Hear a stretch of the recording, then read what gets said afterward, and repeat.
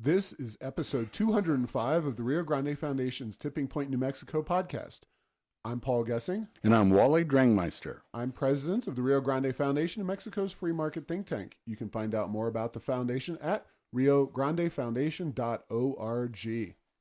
Wally, the biggest news this week and yet another week of many different news items is the fact that within just a few days, the New Mexico Legislature will be back in session for a special session starting on the 18th. We don't know how long it'll go. We know a few of the issues, but it's definitely a lot less well known in terms of what is going to be happening up in Santa Fe when, depending on the New Mexico Supreme Court's decision, we, the people, may or may not have a chance to actually witness what is going on in the legislature. Yes, it is very interesting. In a podcast later in the week that we'll listen to the issue about, well, the people can participate on Zoom and call in.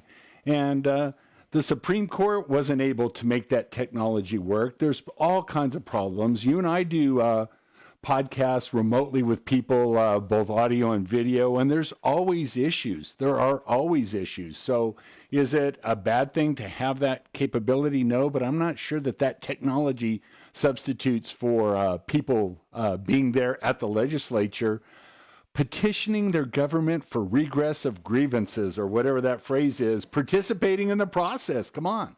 Right. Yeah, of course, folks who listen to this podcast are well aware and have heard that New Mexico has upwards of a $2 billion deficit situation. The governor has some other issues she wants to put on the agenda. Right now, it's still not exactly well known what they are going to do, both in terms of process as well as the bills that they will be looking to pass or discuss by themselves. We do know that the general idea is to use some combination of federal dollars, CARES Act. At least at this point, that is the only legislation coming out of Washington that's providing money to the states, tapping some reserve funds. We've got $1.7 billion in terms of reserves for, and that's genuine reserves, not severance tax permanent fund or land grant permanent fund. The governor has said that she wants to slightly reduce wage raises or raises for state employees from 4 to 2%, although there's conversations about reducing those further. The LFC, Legislative Finance Committee, would like to do that.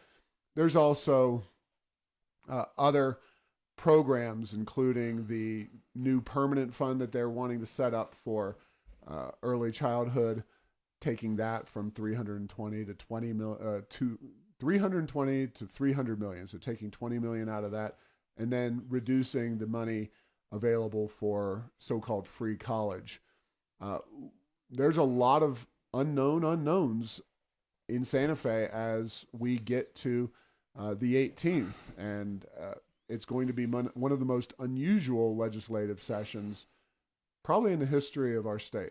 Yes, and in the history of special sessions in New Mexico, they tend to not be mini versions of the regular sessions. No. They tend to be this special beast that is, I guess if I were to describe them, it is a get in there, get it done, and get out. And, there's discussions, will it be 2 days? Will it be longer? Will it be shorter? So I think if the citizenry of New Mexico is expecting a lot of legislation to be passed, I have a feeling they're going to be disappointed, because I think there will be a few pieces passed, maybe a few more talked about. But then the issue that comes to my mind is we have a lot of conservative Democrats in the Senate that will not be there next year. What is their attitude going to be? Will they make a difference in terms of keeping the focus even maybe more narrow than it would have been otherwise? Yeah. One additional comment is that the governor specifically stated that furloughs and layoffs for state employees are not on the table. This kind of follows from the fact that she wants to maintain raises in place for government employees. And if you're giving out raises, it strikes me as odd that you would be reducing staff, which, New Mexico has seen a lot of people lose their jobs. There's still, to this day, businesses that remain closed that cannot get their people back to work. Bowling alleys. Bowling alleys. Bowling alleys. Couldn't you have, 6 people every other lane at a bowling alley and be almost... Entertainment centers, yeah. Movie theaters, of course, indoor movie theaters, gyms that are more studio oriented as opposed to the traditional weights and, workout equipment. And I'm not even sure how they're really making those decisions because making them or making them up, a little bit of both. So I know there's probably some, to take a different word, gerrymandering, if you will, done by the owners to try to massage the rules to their benefit. And I don't blame them because they want to get back to work and get people in there helping support that business and paying money. And of course, bars, breweries did open, and we're very excited about that. I know a lot of people have been posting photos of their favorite New Mexico brewery, and it's good to see those folks back. Rio Grande Foundation, I guess, take some part of the credit because on Tuesday of last week, we posted saying, hey, it's time to open the breweries and restaurants and breweries and bars up. And wineries are another one that remains shut down. The governor, for whatever reason, finally decided on Friday of last week that she was going to open them up to the breweries to patio service, which never made sense not to have patio service, being outside and all those kinds of things. And then quickly after that on Monday, indoor at 50% capacity. So we still are continuing slowly to move forward, but not completely. And I know we just kind of took a tangent, but it is worth noting that a group of legislators has appealed the decision made by leadership to keep the session closed to the public to the New Mexico Supreme Court. We will find out hopefully very, very soon, possibly even before this podcast is published, when what will happen with that issue of the closed session. Yeah, because the New Mexico Constitution, the excerpts I've read regarding, doesn't say except for special circumstances or unless we want to change the rules. Mm-hmm. It has very much shall language in terms of access for the public to legislative sessions. Yeah, and speaking of gerrymandering or massaging, if you will, politicians are every bit as good at doing those kinds of things with the rules that they are supposed to live under. And then typically, and we haven't seen a decision out of the court, they made a very good decision, in my opinion, on not having mail-in voting several weeks ago. Hopefully that court will stick with the letter of the law, allowing people to show up and be part of the process, even if it's more like a Walmart or something where you have 50% capacity, not everybody who shows up to the roundhouse able to participate. But something is better than nothing. Something's better than nothing. And, as we've talked in other venues, those hearing rooms for a lot of committees during regular session are small. Not everybody who wants to get in there gets in there. Well, there's not going to likely be a lot of committees operational, so they can use the largest rooms that are available for that. And they could use the House and Senate chamber for a committee room for the biggest committee. And, that gives a lot of space in the gallery if people are separated by 6 feet. We will see what happens, not to be glib about it, but the Supreme Court is going to have to decide what the definition of shall is. So, does shall mean what it says, or are they going to find some legal maneuver way to say that it doesn't mean that? And, I'm cautiously optimistic, on the voting case. It's very clear. The law is very clear, and they made the right decision. If the New Mexico Supreme Court takes 2 basically enforcing and upholding the letter of the law decisions in a row, that would be a good thing, I believe, for the state as we look forward to all the things we're going to have to deal with as a state. Yeah, and a couple of notes there. If you've been to the Roundhouse, you know firsthand that the rooms for committees vary widely. There are some very tiny committee rooms, and then there's some vast committee rooms that could easily hold social distancing style meetings with plenty of participation. So that seems to me that they could come up with some systems to put in place to allow greater participation among average people. It's not going to be perfect. It never is. That's the reality. But they should do that, and also do as many Zoom meeting or online meetings as possible. Plenty of people around our state, and I think this is potentially a silver lining, but plenty of people around our state want to be a part of the process and don't have the time to hop in their car and drive 3, 4, 5 hours one way 6, up to Santa Fe. 7. Yeah. I mean, if you're in the far reaches of the state, it can take you a long time to get there. Yeah.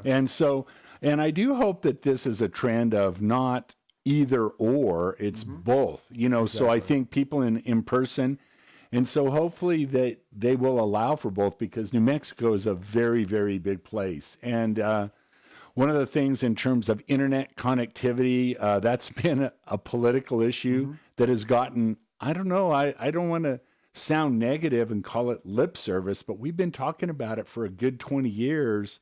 And as you try to do Zoom meetings with people around the state, that 20% figure of people that don't have good connections, that's, if anything, in my mind, conservative based on my experience. So, yeah, we do have an issue. And again, it's not unique to New Mexico for bandwidth, but when your state's as big as ours, I think in things like being able to interact with state government, it's even more noticeable. Not just big, but we're big.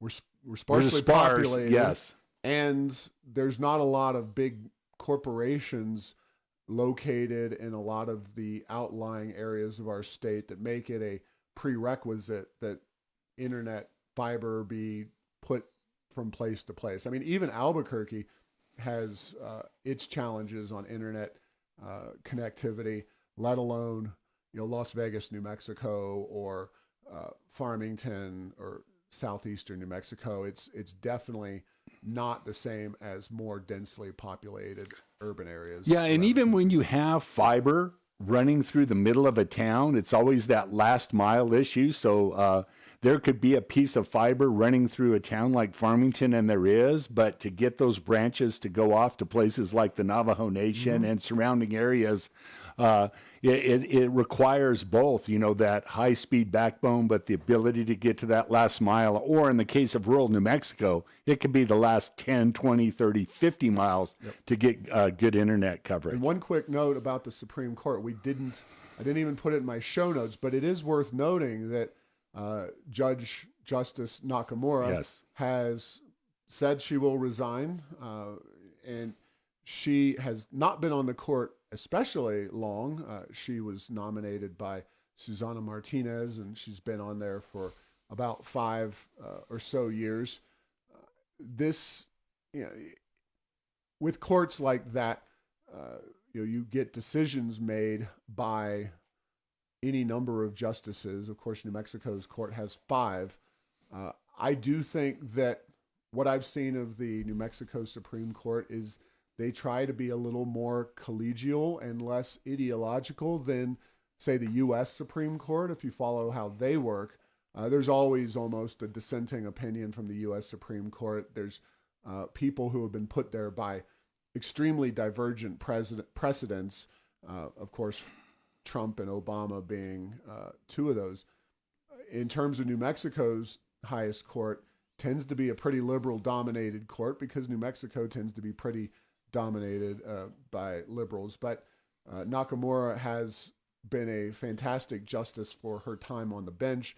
It'll be sad when she's gone. And this is another opportunity for her, I think, not just to vote the right way as a justice, but potentially to sway her other justices to do the right thing. And I understand from New Mexico court watchers that that's kind of the way things went on the mail-in ballot issue, is that she had influence maybe over the rest of the judges, that she was able to convince them through the argument process to move in that direction. And I think this one's even a much more obvious, straightforward. You don't want to set the precedent that you can have the legislature making laws and meeting without the public having really any seat at the table.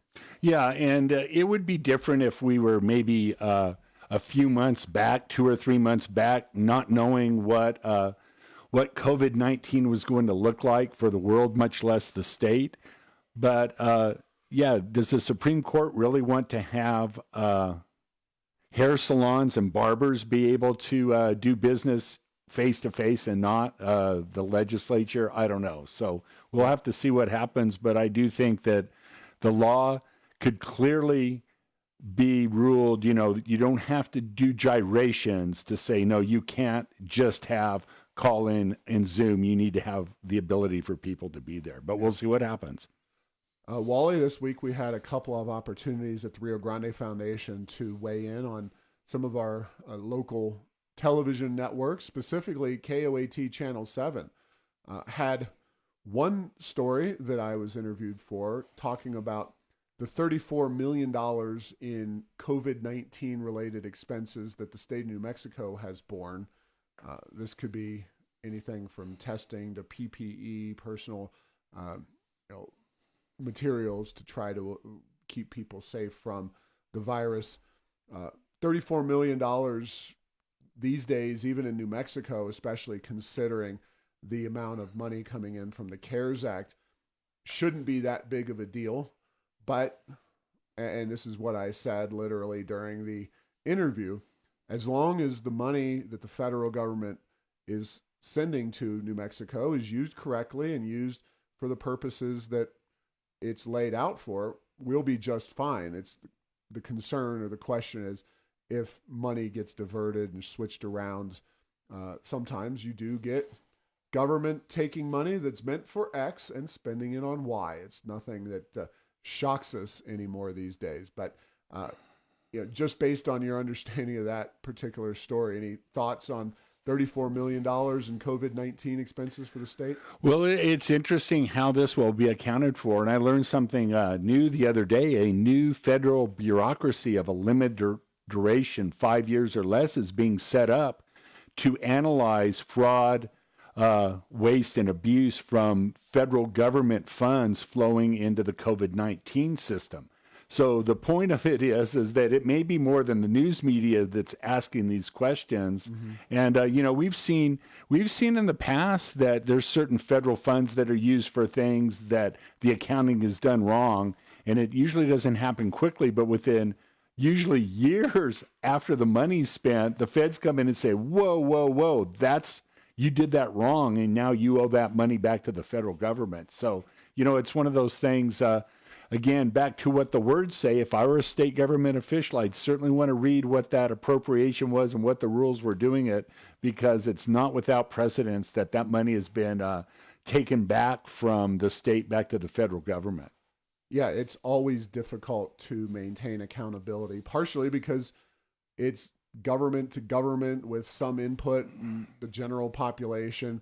When you and I, Wally, go to either a restaurant or buy a new car or some appliance, it's very easy for us to maintain accountability because washer and dryer or new car are very big purchases for us. And we make sure that those funds that we use, our own, are put to the expense that we want them for. And it's a very direct form of accountability, whereas taxpayers being taxed to have federal dollars flow then and back to the states and how that money is being used, it gets very difficult to track very quickly. And the incentives really aren't always there for government at all levels to maintain that accountability. So it's a problematic process on its face. And hopefully the state of New Mexico keeps on the straight and narrow and does what it's supposed to do with this money. Yeah, and the other thing is it is difficult, when you have special purpose funds, whether it be in a business, in a family, that money was for vacation, or in something as big and complicated as the federal government giving all this money to the state, and they do it in all sorts of buckets and baskets. Yeah, the administration alone of that it's not that hard, I think, based on what I've seen, to make mistakes if you have every intention of doing it right, much less if you get a little bit of a rogue official that doesn't feel like their pet program and their bureaucracy is being funded adequately to just divert some funds from one pocket to the other.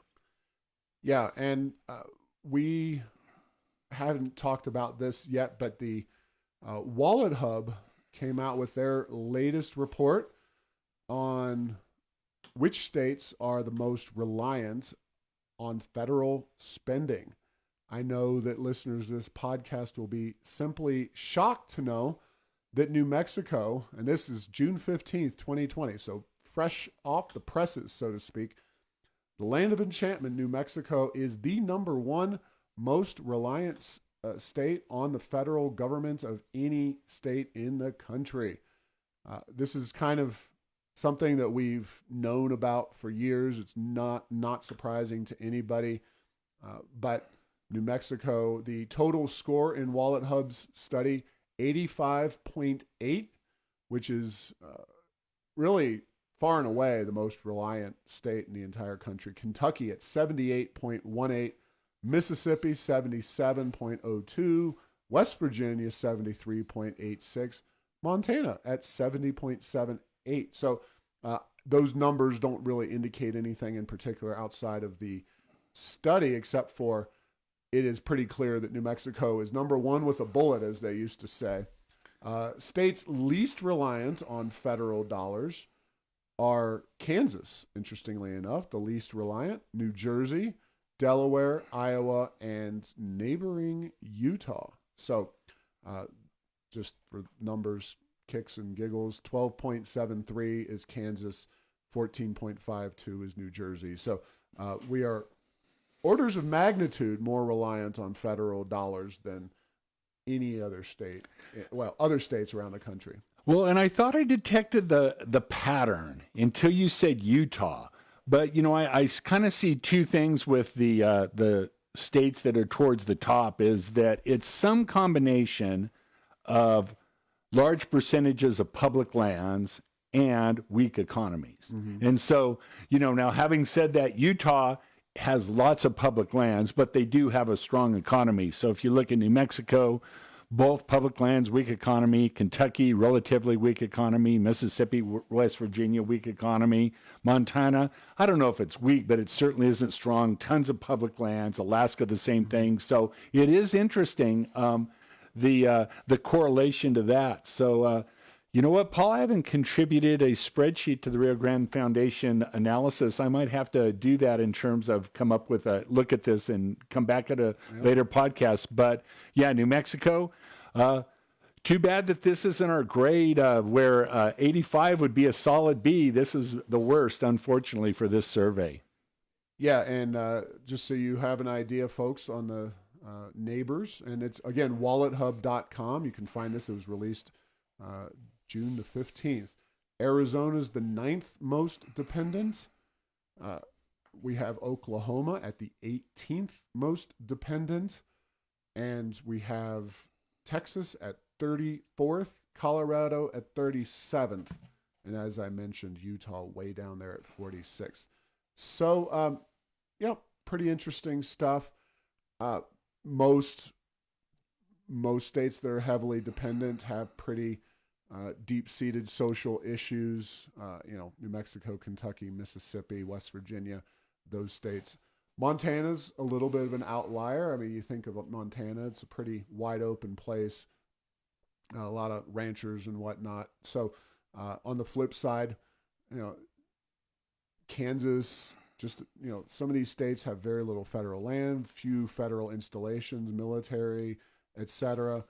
New Jersey, Delaware, Iowa, Utah, Illinois, which is a state that's an economic basket case, but relatively unreliant on the federal government. Right. I mean, Illinois hasn't always been a basket Well, case. and I would say to that, for now, it's a Yes. race to the bottom between California and Illinois sometimes to see which is going to go bankrupt or the state government equivalent of that. And Illinois is certainly, they've certainly made major commitments to people that they have seemingly no way to keep financially. Yeah, their pension fiscally. system is in particular a huge problem.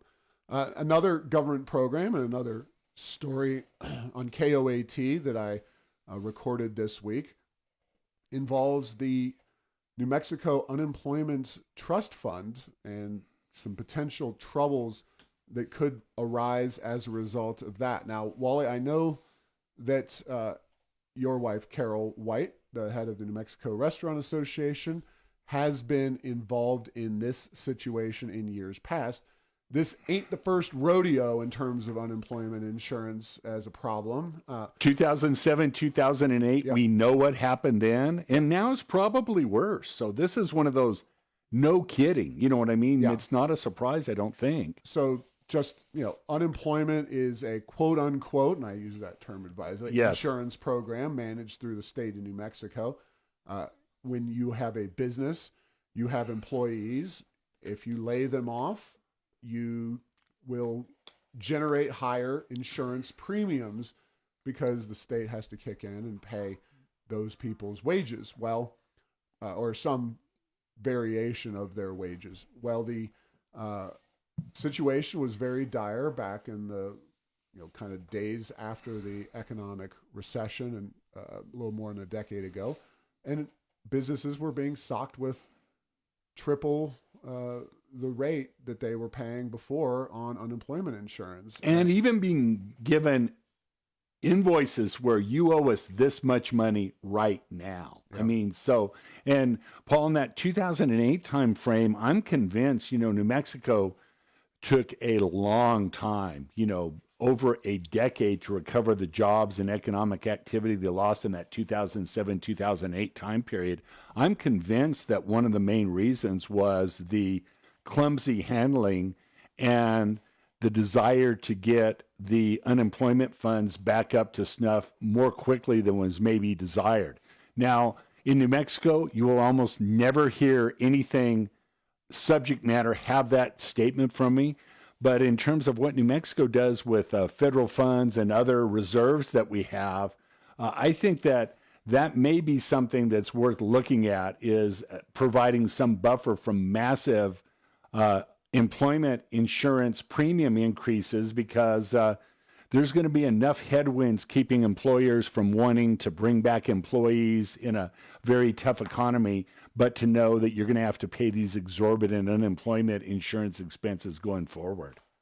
Yeah, and just to be clear, that was during the Susana Martinez administration. Yes, for those who have criticized the Rio Grande Foundation and said that you're always on the side of the Republicans, that is when that happened, yes. And I think it was a very big strategic miscalculation in terms of how they handled that. I do anyway. It gets very complicated, but you have a pot of money, you have a fund, and when the reserves get down below certain levels, the state tends to say, and has to say, you businesses have to give us more money. One specific example from Carol White, a Albuquerque Business First article. She cited a small restaurant that historically paid around $400 annually for unemployment insurance. The next year they had to pay $14,700 because of some unemployment claims. Now, you can have a debate about 2008 and what culpability businesses had for those claims. Yeah, I mean, certainly absolutely. it was a global economic downturn, a recession, serious recession.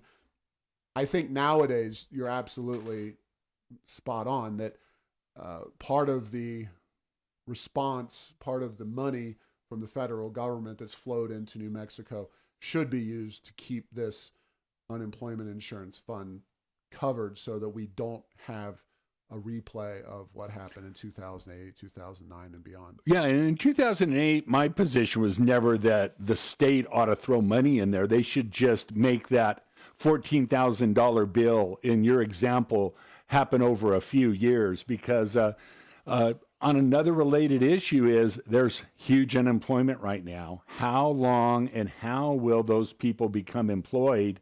You know, we've talked about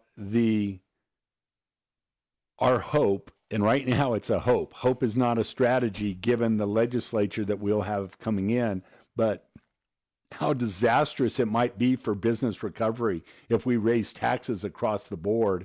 And while this isn't a tax per se, it's paid by employers. It's kind of this special thing. It is a headwind item that really could slow down the creation of jobs and economic recovery in New Mexico if it's not handled well. No doubt about it.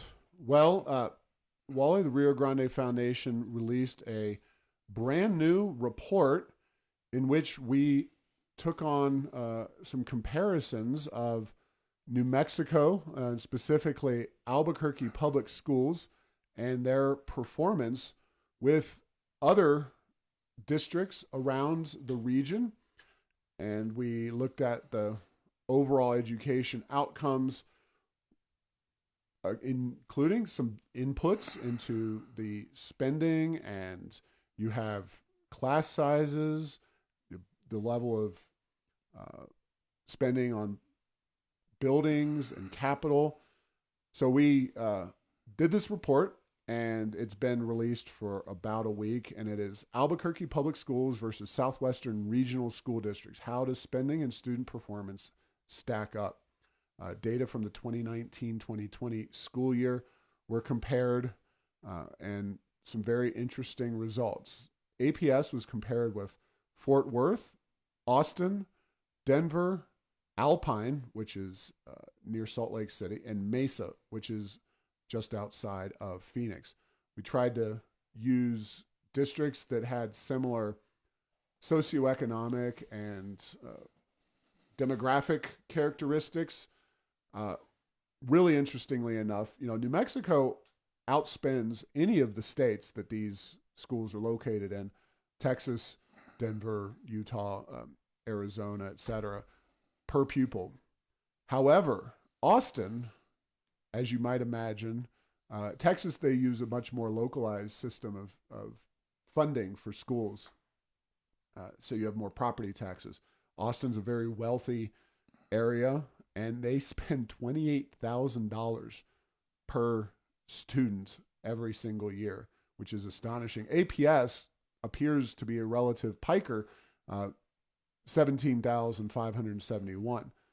Denver, $16,000. And the other school districts, Fort Worth, Alpine, and Mesa, are all closer to $11,000 per student. Also interesting data is class size. Alpine, that's Utah, is close to 24 students per classroom. Mesa is over 20. Denver's just under 20. Fort Worth and Austin are at 14 or so. APS is closer to 10 in terms of per students per classroom.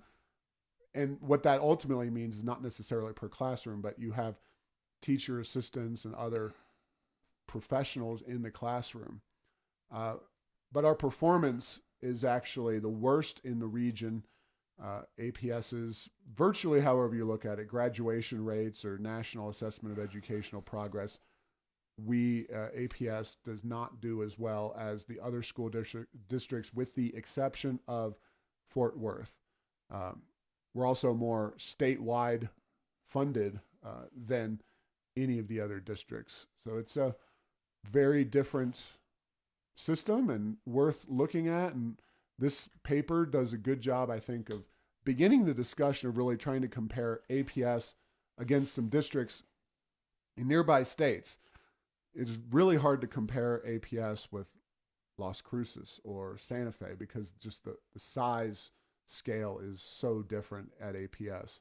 And quite frankly, because none of the districts in New Mexico are necessarily blowing the doors off in terms of results. So, Yeah, and as I look at this, it's interesting that, the two things is the inputs and then the outputs in terms of qualitative education. The other thing that struck me by your study in table 2 was the relative size of APS is Denver has just over 93,000 students. APS has nearly 84,000. So one of the things that's been talked about as a strategy was, should APS be broken up into multiple school districts because it's too big to manage?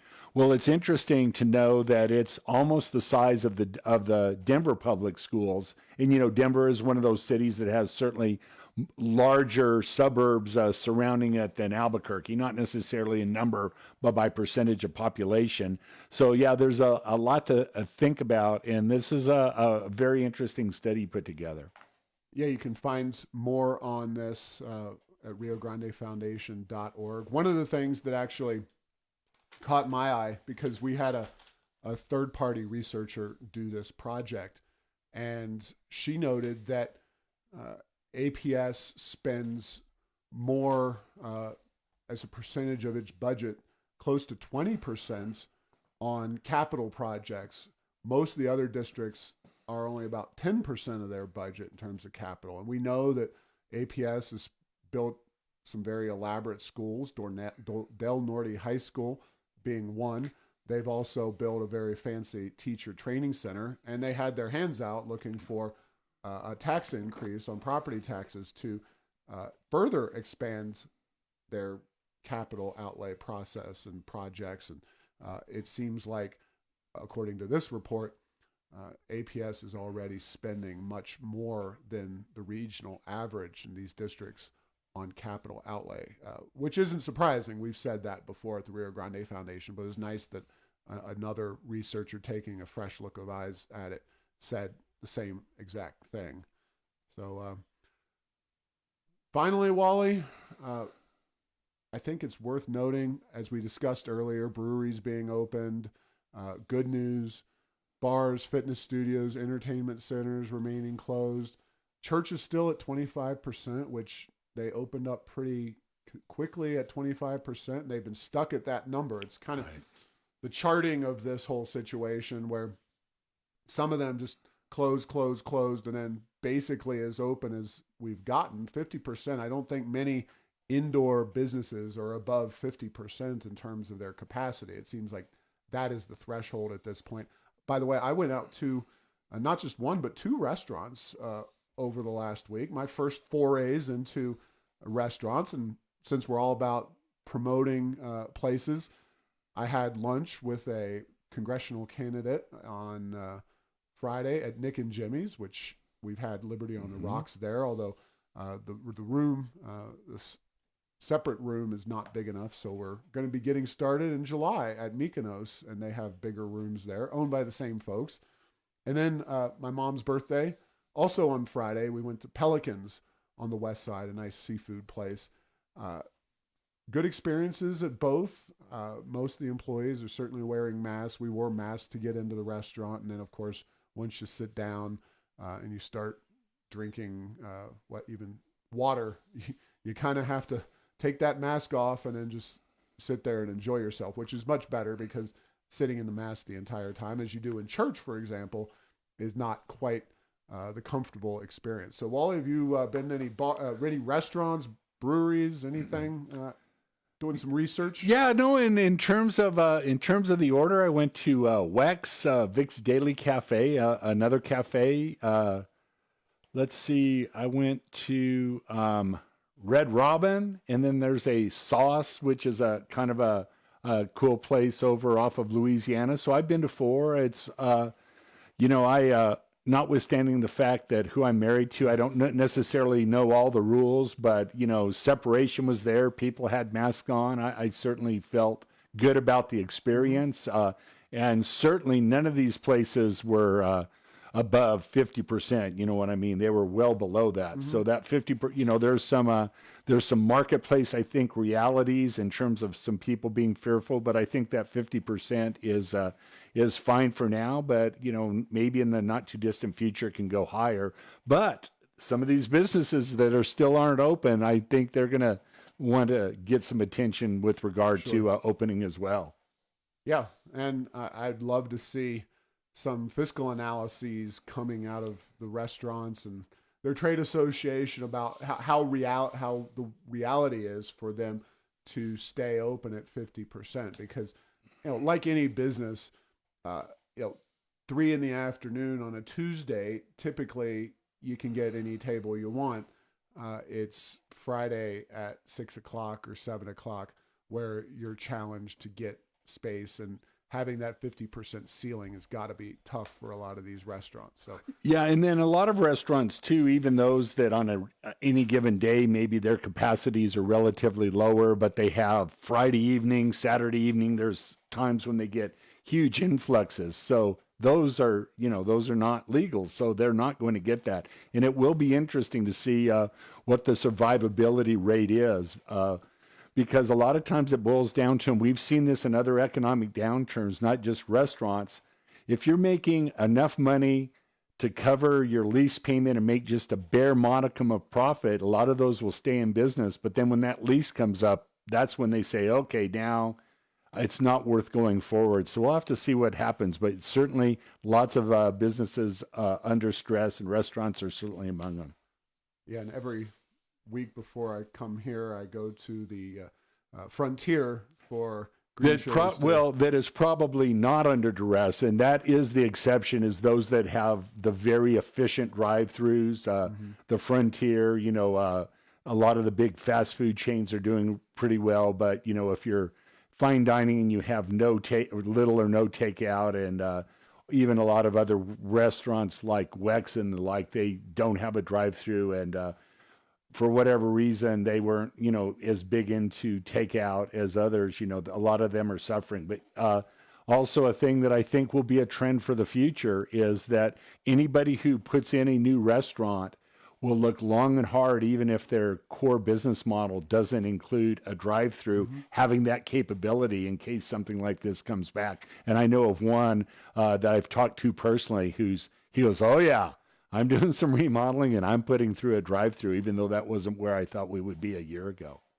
Yeah. And also, and finally, it's definitely not to make light of some of the social protests and the things that have happened, but we've had now several weeks since the killing of George Floyd happened, I believe, on Memorial Day. That era, the protests started shortly thereafter.